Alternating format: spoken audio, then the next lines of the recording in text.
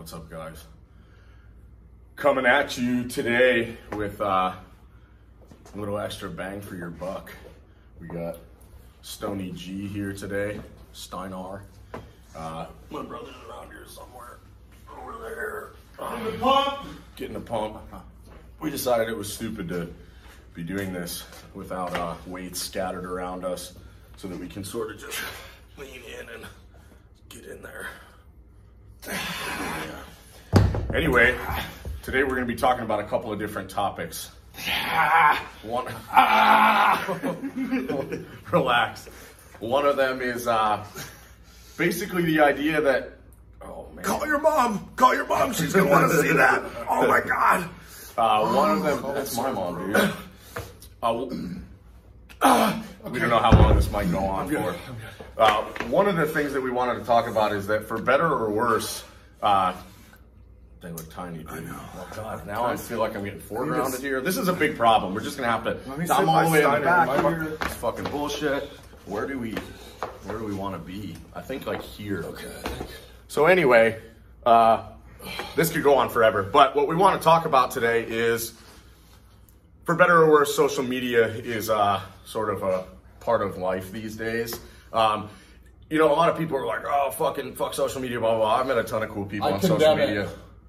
On social media. From social media. I use social media as a platform to condemn social media. Right.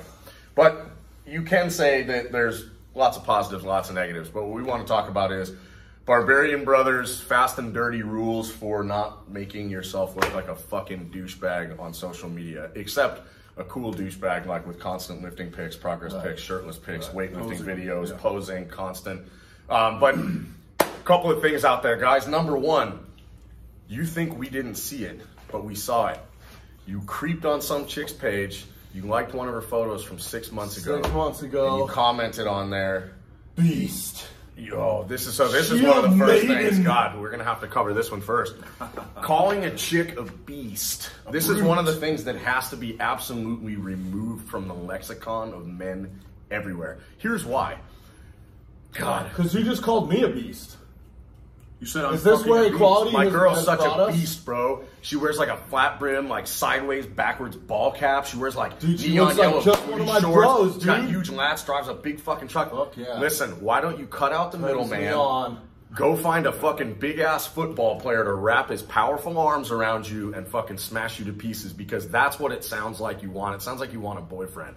Quit calling fucking girls beasts. It's weird. Right. Or don't call me one, because otherwise I'm going to take it as a goddamn insult. Yeah, what are you trying to do? What are you trying to say? We can't all be beasts and bruised. Right. That's right. So, but yeah, you get on, you fucking try to like get the attention of some girl by commenting some shit along with like 30 million other dudes, including, and I've seen even cool dudes make this same mistake before, because even going on those comments threads and being like, God, the thirst here is real, all that's signifying is that you're trying to tell her that you're above the thirst. You're aware let's of the clown thread. these dudes together. It's you and me, girl. You're aware of here's what you said. Ma'am, m'lady, I'm aware of this thread. Tips his 45-pound plate. I saw your photos that you put up that were simply there to get the thirst started. Yeah. And then I came on to acknowledge that and then let you know that I'm above that. I'm a cut above. A little bit, yeah, I'm like Jim Beam, but I'm like Jim Beam select. But if you don't remember that I'm on your friends list, maybe give my profile a little look. Yeah. Maybe you and I can be trolling each other's old photos at the same time. You can be calling all these girls on my threads thirsty. Just like at a goddamn bar, you walk up to a chick and you say, "Hey, you want a drink?" Everybody knows what that means. Right. Look, you're trying to bang, right? Get on her DMs, send her a message. Feel like you want to bang? Yeah. Yeah, like, you know, anybody who knows what's up, we've talked about this before, you know, everybody's like, we'll get messages about this, like, we're not pickup artists, we're not really into that, and the reason for that is because you don't need game if you just are. You know, if they say some girl already knows 5 seconds into talking to you whether she's going to go home with you or whether she likes you or whether she wants to fuck you or whatever, the fact is, if their minds are already made up, fuck do you care? Quit getting in there. That's number one. I've been using this one. So like, oh, you're vegan? What kind of recipes do you got in your book? What you got cooking? I get a fucking email this week. This is now affecting, his veganism is now affecting me. My mother, a saint, sweet lady, sends me an email and says, Matt's doing this, whatever it is, plant-based thing. This Thanksgiving, I thought I would have, and I fucking shit you not, some vegan sausages, and I'll steam up some rutabaga. I wasn't my mother's only son. But the you mean she was more concerned about his plant-based diet than his travel sexual healing? She doesn't know about that. Well, she does now. She does now. She sends me a message telling me that basically Thanksgiving is going to be bland and chinless because of one man's choices. Fucking disgusting. Steamed rutabaga sounds great, Mom. I can't fucking wait. That's going to be a real treat for me. And all the rest of the fucking normal people there who don't eat fucking vegan sausage. But yeah, generally, here's like a little thing. Before you go to comment on somebody's post, just don't. With your bullshit, that you already know because of what the beast or the shield maiden or the Valkyrie or what have you has posted. Valkyries. You already 320 pounds of shield maiden. Right, that it's genetically modified post to incite this type of thirst. What you can do as a silent protest as a man is say, I will not like, I will not engage.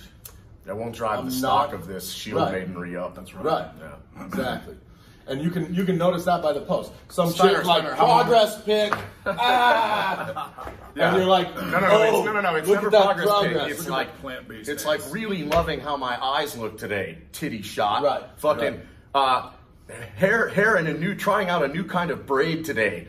Fucking ass shot. Yeah. Get the fuck out of here. Everybody knows. Right. Just say it. Just have the goddamn common decency if you're some Instagram chick to be like, here's a picture of my ass. Hope all my followers enjoy this. Right. Okay, Steinar, you've been with your old lady for how long? Almost 20 years. Almost 20 years. 43 years.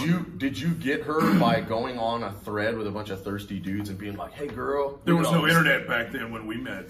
This motherfucker was around at the dawn of chainmail. Tablet fucking messages. Yeah, it was a very exciting time for him and Tara when they were able to take a horseless carriage on their first date. How did you meet Tara? How did you chisel, do you like me, circle yes or no? No, we actually had a mutual friend, this chick that I knew and a chick that she knew, and she used to call herself my sister, and nice. So I said, hey, I noticed this chick, dude, she's fucking hot, but I'm not that guy to go over there and drop my beans in her fucking DM. So, but they didn't have DMs. Exactly. Well, I didn't walk up and say, hey, else back. Tell us you're of your time, Grandpapa.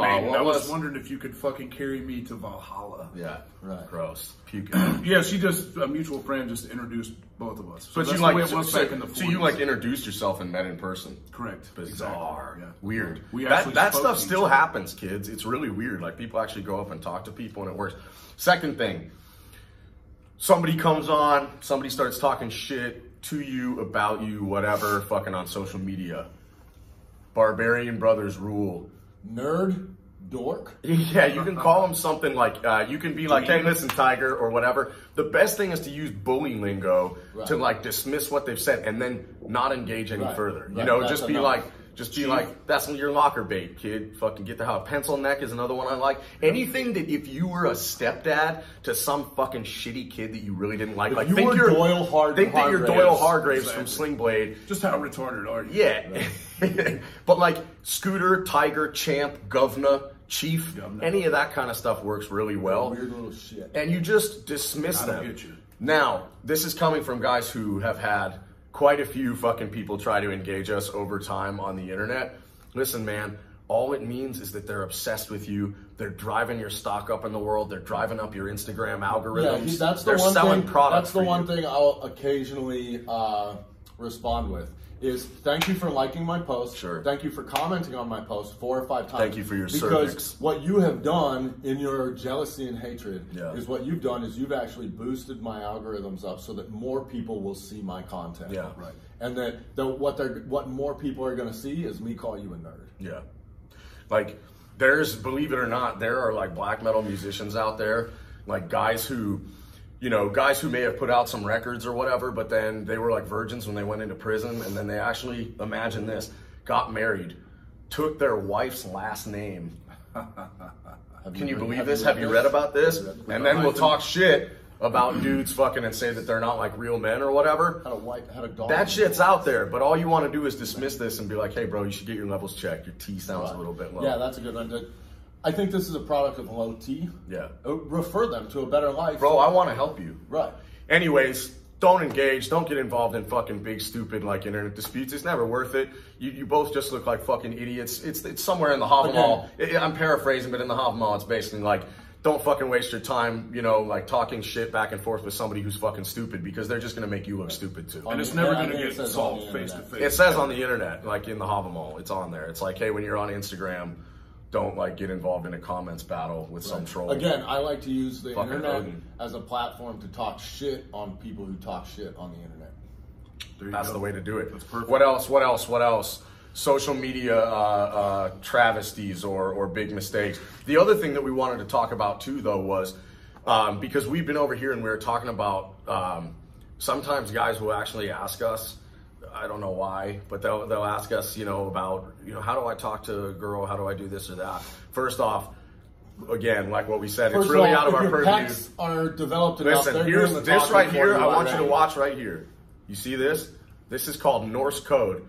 And if you can do this and jump those pecs, every girl in the world is programmed to understand this Norse code right now. They know what this means, okay? Yes. Like, to my wife, that was a harmless signal, but she already knows that, okay? Because she understands it. How do you think I got her? Right. I was sitting in the bar, she looked up, she saw me, I jumped the fucking pecs in a way that said, hey, let's do this thing. And she was like, I get it. But so, here's the thing though. If you want to talk about pickup game, which thank God is sort of a dead thing on the internet. You actually have to make a game out of it. Challenge yourself. Here's two ways. Actually, here's one way. All right, there's all these guys out there that are like, I don't need pickup game, I don't have pickup game. So one of the ones that we came up with, me and my brothers, a few years back was called Terminator 2 game. Terminator 2 game is if you think that you're, you know, up to the task, you convince a chick not to sleep with you. Weak. You convince a chick. No, this is Terminator 1 game. Terminator 1 game. Michael Bay. You convince a chick. The documentary.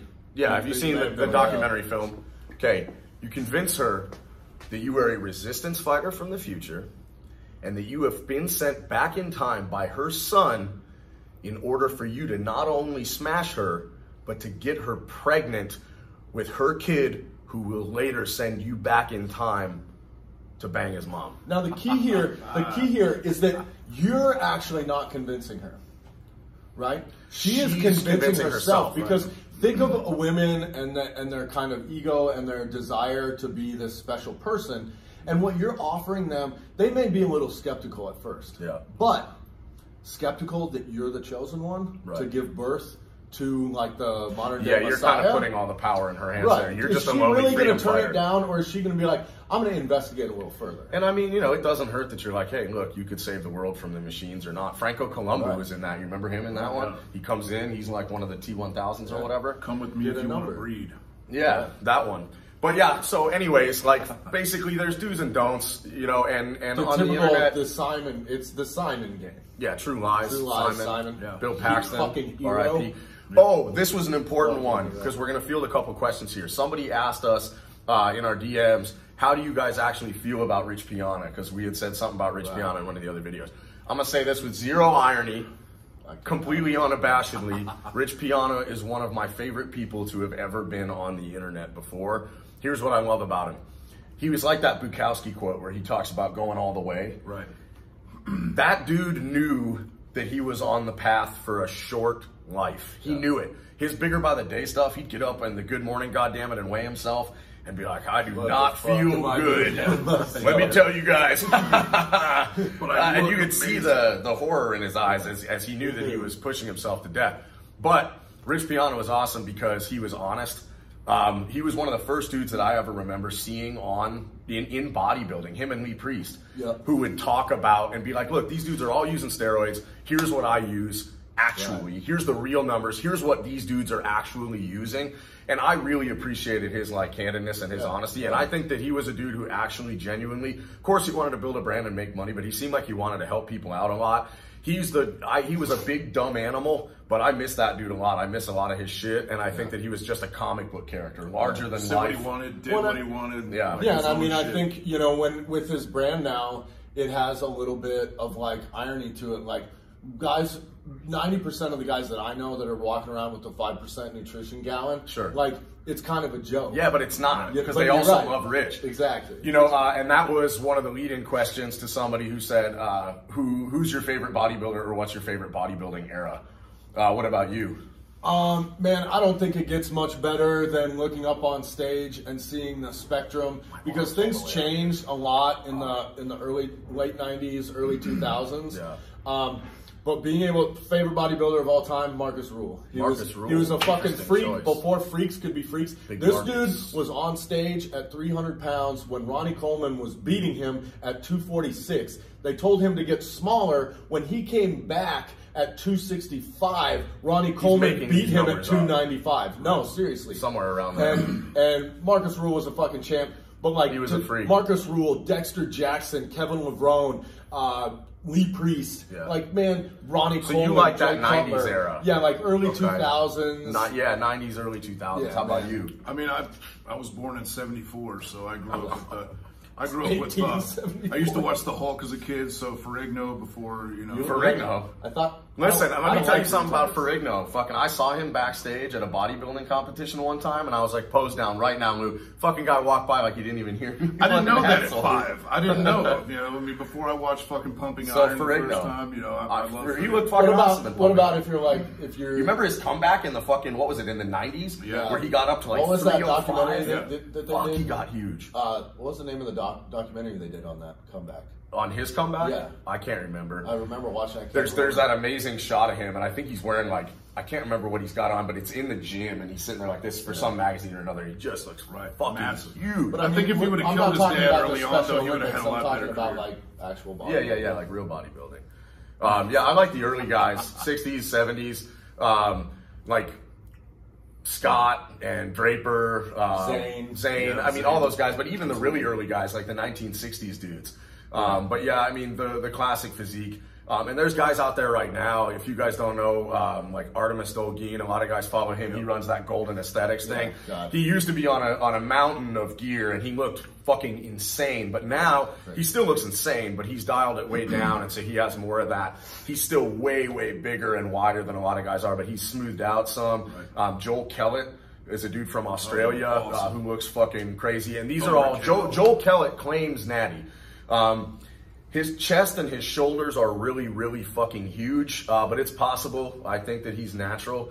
He is really, really staunch about claiming natural. A lot of people don't believe it. He also has like a really entertaining page. Yeah. His Instagram's real funny. It's kind of like barbaric, right? Stuff like you know. Arnold Schwarzenegger meets Patrick Bateman. Yeah. He's really cool or really well built. Liam Kelly is another guy. He's like an old school labs dude, and these are all guys that if you're into the vintage physique, you know, that 1970s physique, but also I have to say Dorian Yates probably for me, mentality wise, personality wise, and intelligence wise, I would say is my favorite, because there's a dude who's got a brain and who was able to take the success that he had there and actually not go broke later in life. You know, he's all kinds of shit now. He runs a brand. He's still training. Two of the guys that and if you haven't seen the Joe Rogan with him on it, it's awesome. Two of the guys that were really popular back in the day. A lot of the guys that I liked the best were never, number one guys, but I think should have been. But like some of the early freaks, Marcus Rule. But then two of the guys that were really popular in the magazines back then was LaFew or something. I don't know. It just looked like LaFux. The guy with the legs. Jean-Pierre Feud. Oh, he's the guy with the legs looked like 18 and he was always like working out with Nasser. In the magazine. Nasser's dead now too. Yep. Yeah, that dude was a freak before a monster like allowed. There was a story, Dante Trudell. He was the dog crap training guy. But Dante Trudell, if you guys don't follow him on Instagram, he has a lot of really interesting posts, especially about anabolics and stuff like that, because he has a really realistic approach. And he gets his blood run and all this, and he's got a lot of really interesting posts. You kind of have to bear with him because he's like a boomer. So it'll be like one caption and then like 5 out of order comments and stuff. But he said he was talking to Nasser, and Nasser was like, man, I'm really concerned about my kidneys and stuff like that because I'm running so much gear. And he was like, well, does your piss foam up really bad? And he was like, dude, when I take a fucking piss, the foam comes up out of the fucking toilet bowl. He was like, dude, you're going to fucking die. But those guys were just so single-minded in how they were doing things, you know, especially back then, but guys are still dying now. That was kind of the joke that I was always thinking about when they're like, you know, Lee Priest would talk about, you know, oh yeah, they drug test us, but then you walk back off stage like, you know, whatever, and all the piss is still sitting there, and I'm like, yeah, probably because the tops blew off of all of it because it's fucking so fun. Well, I know that we had discussed this before about like the makeup of the gear that they had back then as opposed to the way that it is now, because I had asked you, so how many of the guys from the 80s are, you know, had died young as compared to the guys now?